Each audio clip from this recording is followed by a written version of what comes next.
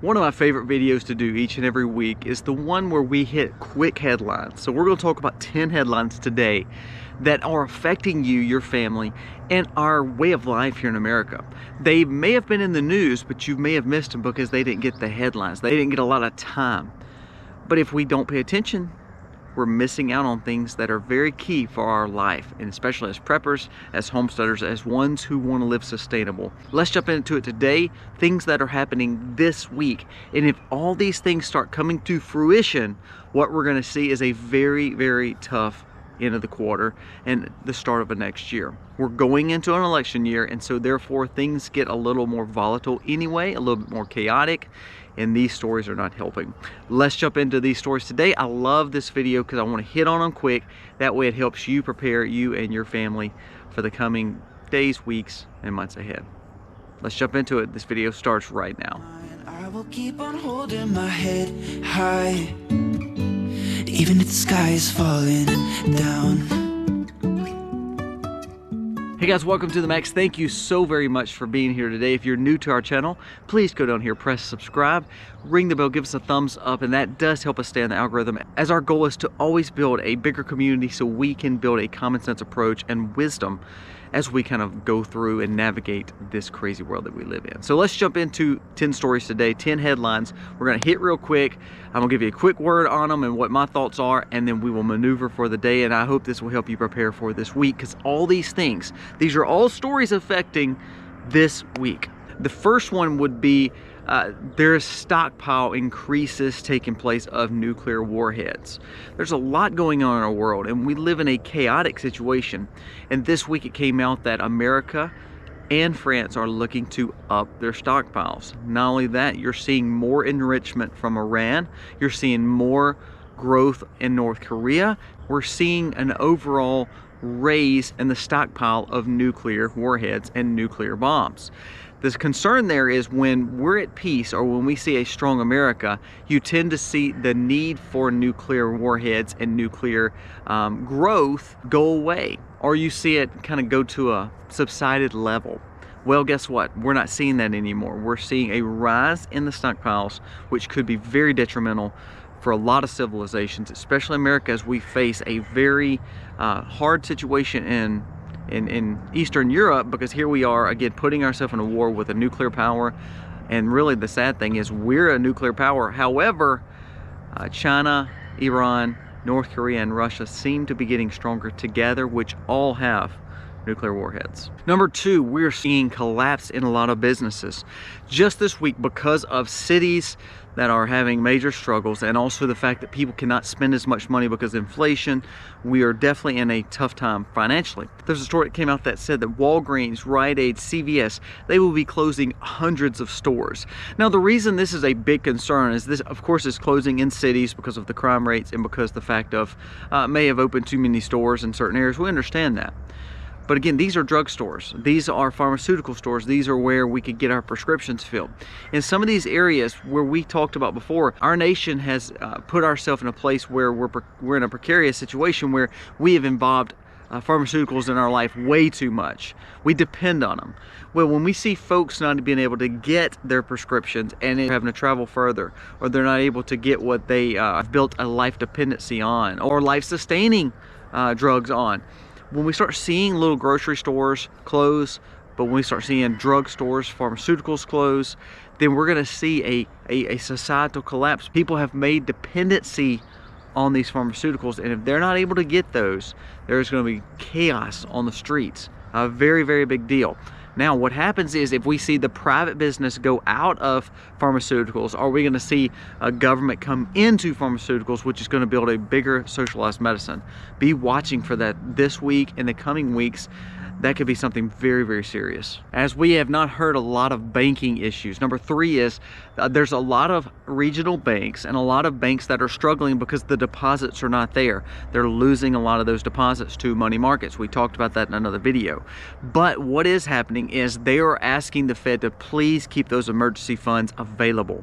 What that means is banks are going to struggle. The problem with that is if we see our local and our smaller and our community banks and our regional banks start going lower and being in more of emergency status, that means your 5 biggest banks that's involved in the Fed, your 5 biggest banks that are setting policy that are already over 50% of deposits, and of course the banking industry and financial industry of America, you're going to see them start buying more of these smaller banks out, more of these community banks out, which is going to make the top 5 even bigger. This is a huge concern when it comes to our dollars, because if we can't control where our money is going, we can't put our money locally in these local banks, then we become just like anyone else. We become manipulated by the big business and by the big banks, and they can set policy. A lot of times banking is built on politics, especially the bigger ones. And if they're the ones wrapped up in the Fed causing the issues, if they're the ones that have so much power in Washington, what's to say that our money is actually safe in those banks? The Fed keeping these emergency monies open and these funds open for these banks, that's a concern, because I'm scared of what's happening to our smaller and local banks as deposits go out of those to the bigger banks and again to the stock market. That's a scary trend that I'm worried that's kind of the start of a major change in our financial institutions. Number 4, we talked about this, UAW strikes and all the strikes on auto workers. We're seeing it go to other style unions that are over automotive services. So there's one that came out this week that UAW actions expand beyond big 3. Volvo-owned Mack truck workers vote to strike. So now we're seeing the Mack trucks, the 18-wheelers. We saw it with UPS. We see it with, of course, the automotive. The more we see these strikes take place, the more it will affect your supply chain, the more it will affect your bottom line. It will keep on growing to a point where we have these leftist politicians like Biden and all them going to the picket lines, and you're going to see more problems because more strikes are going to take place, more money is going to have to be paid to them. Therefore, remember, it does not leave the boss's pocket. It comes to the consumer. You will feel that extra taxation on the things that you're purchasing. Big Mack trucks is a big deal, because guess what? If we see these 18-wheelers not being able to push out to the trucking industry, and the trucking industry is already pretty volatile, what's to say it's not going to hurt our supply chain even worse? Number 5, I told you the middle class cannot buy houses anymore. They're almost priced out of it. A story that came out that said pending home sales have went to record low in August, meaning people cannot buy homes because of the interest and because of the inflated price of houses. Why do I say that? Well, interest 8% for a 30-year fixed rate, that's pretty high. That's not the problem though. That's a big problem. But the biggest problem is the fact that the housing market is at the highest it's ever been, meaning the prices of homes have not went down. So if you have a home that's worth X amount of dollars, if it's 100% that value, it's now selling for maybe 120, 130, 140% of really what 100% value. So it means you have lost money in the actual home already because you're buying it at a higher value than it's worth. Then on top of that, you're buying it with interest that is way worse than what it would traditionally been a few years ago, 3, 4, 5%. Now it's at 7, 8, 9% interest on the home. That can be very, very detrimental for people wanting to buy homes. I think we're seeing a movement towards the 15-minute Cindy's. I think we're seeing the movement towards people not seeing the necessity to own a home. The American dream was always to, buy a piece of land, build a home on it, put a white picket fence up, raise your children, and kind of have that American dream, work hard, and then retire. That's what we've always heard. We're losing that because the retirements are gone. We're losing that because the housing market's to a point where people can't afford it. So therefore, we are going to be living basically on rent and always owing someone and never having something of our own. You see the Gen Zers and even millennials, those generations say, you know what, there's no importance in buying a home anymore because it's unaffordable. That is a very serious situation, which I think will help push us into a movement of 15-minute cities or always renting for life, which could be very dangerous because that means they're always in control of where they're putting you and your home and your security.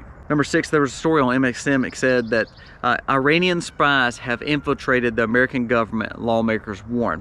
Now, does that mean they're just running rampant and then we know about them? No, but what they're saying is there's a lot of secrets and there's a lot of information, a lot of intelligence that is filtering back to the Middle East and more importantly to Iran. Iran is not our friend. And we're giving, again, billions to them. We're still helping them basically enrich their own uranium for nuclear warheads, which, remember, the secrets that they're getting is most likely going to North Korea, China, and Russia. So when we see the infiltration of Iran into our government, because some of those secrets, for some reason, they're getting information on, that shows there's a leak, that also shows that there's probably a lot of different countries, adversaries that know a lot about American politics, a lot about American security. That could be very, very detrimental. That came out this week, and I think that if we don't pay attention, again, we're allowing the infiltration of adversaries into our administration and having a leg hold over the lobbyists and the politicians, and that's going to set up for a less secure America. Number 7, FBI came out this week and stated that they would not release information about the election integrity. Now, the problem I have with this is we've heard forever that there was no problems, there's nothing changed on 2020. We're to a point now, we're way past that. We're not going to go relive that election. But the fact that they won't release the documents on the information that they personally found, that they will not listen to the FOIA request, which is a legal document saying they have to release, Freedoms of Information Act, they're not releasing it. Why are they not releasing it? Why are they not releasing the information that they personally found? Anytime someone wants to hide something, it means there's probably something to hide. Isn't that right? If there was nothing to hide, they would just release it and let you know all the information and show that it was all on the up and up. But when we hide things, and when we hide maybe secrets or truth, then that shows there are some nefarious things going on. If there's nothing nefarious going on and there's no secrets, why not just release the information? The more that we have these hidden agendas and these hidden policies and these hidden secrets from the American people, the more and more that we are losing our freedoms and sovereignty, because we're just becoming the serfs. We're not important enough to learn what the lords and the elites tell us. We're not important enough to learn all this stuff about it. We're not important enough to learn all this stuff that's going on behind closed doors. Well, there's some things we shouldn't know because of national security, but then there's some stuff, especially when it comes to elections, we should know. And because they're denying the request to release the information, that's a little troublesome to me, and I would like to know a little bit more. The war on Christianity is striking a bigger blow each and every day and week that we live. There was an article that came out that said that an Arizona school official sued district that prohibited her from quoting the Bible.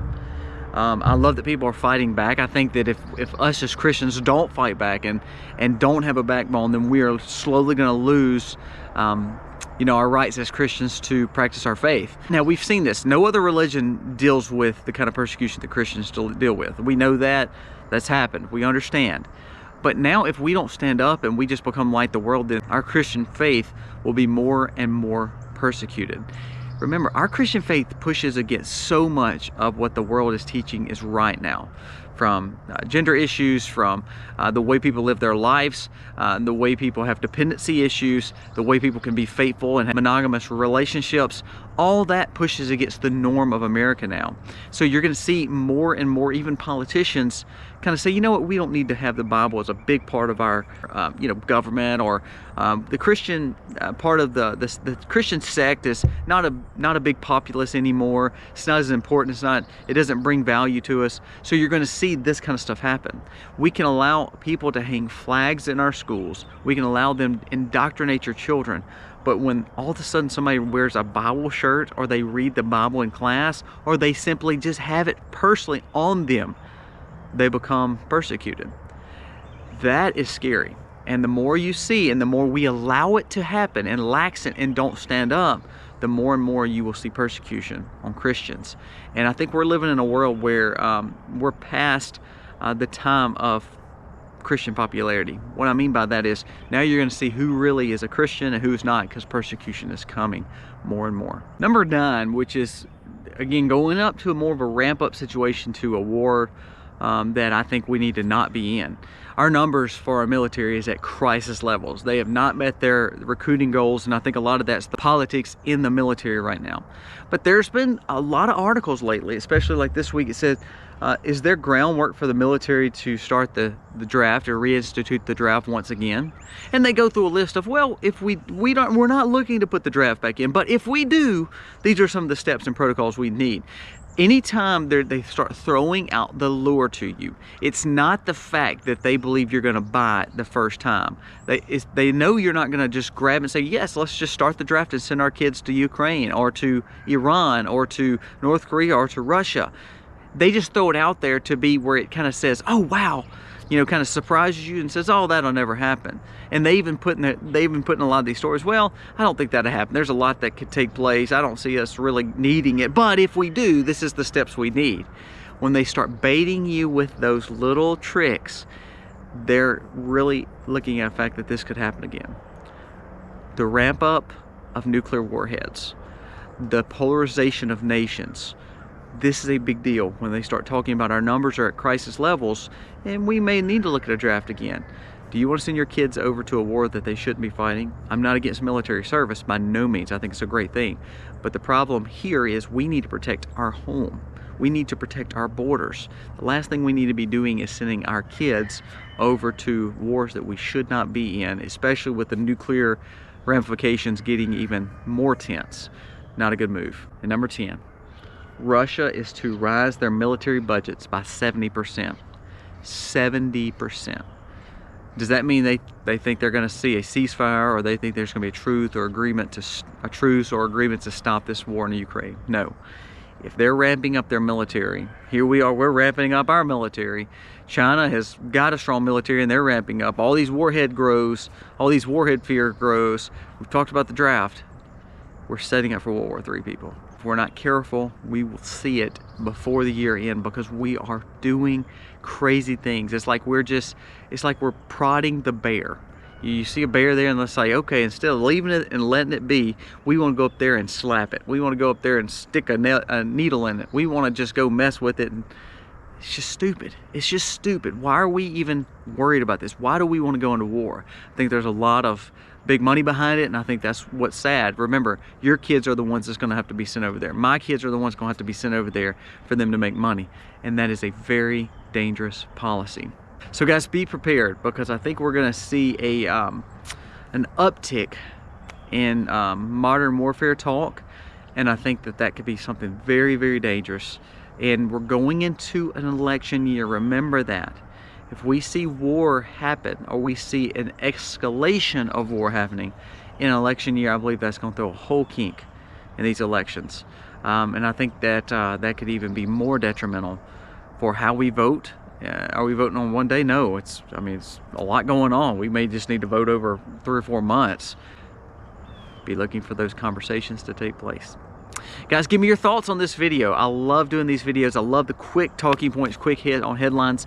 I think we're missing a lot of these stories, and if we don't bring awareness to them, to the persecution of people like Christians and people like conservatives, and the fact that we see an uptick in military talk and uprising and more things happening each and every week as we get closer to election year. There's more polarization in our nation.